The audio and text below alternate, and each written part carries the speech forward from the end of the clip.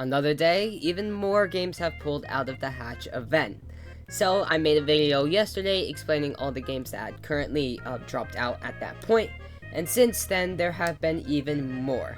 So that's what I'm going to be going over today. By the way, I get all of my information from this guy named AngryBirdsRio42, and his @ is CoolABRio4, so I'll link his profile down in the description if you want to stay updated. Yesterday we went through this whole thread down here, and yeah, we ended up about right here. So starting off today, we have Desolate, who is not going to be in the Hatch event. Grace has also opted out of the Hatch event. Murder Mystery 2 is likely to not be in the event. Same thing with Flee the Facility. Guesty has also joined the list of games opting out from the Hatch. And we have two games over here, Arctic's Kingdom and Drive Cars Down a Hill. Shrimp Game in Lexington and Concord are also not going to be in the event, so that is 50 confirmed games already. Demonology is not going to be participating, neither is Dig the Backyard. Some unconfirmed ones are Shark Bite 2, Bee Swarm Simulator, Saber Simulator, and Epic Minigames. Also over here we have Tower Heroes and Blockade Battlefront.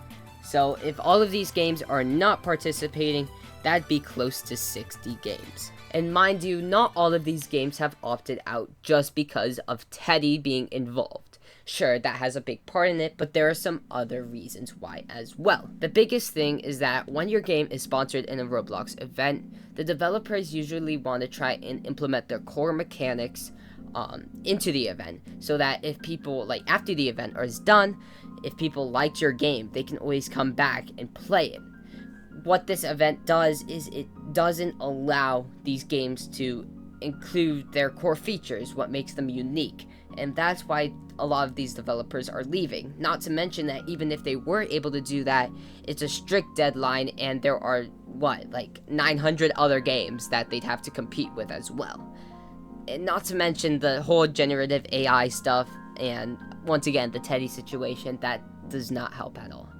But on a better note, there is some really good news, and you know it's good when Creekcraft swears. So right over here you see 15 made this announcement saying there is going to be a follow-up to Egg Hunt the Great Yolktales, also known as the 2018 Egg Hunt.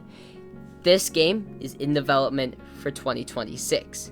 So basically we might actually be getting our own 2026 Egg Hunt made by the same people who made the 2018 one, which, if you don't know, is probably the best received Roblox event of all time.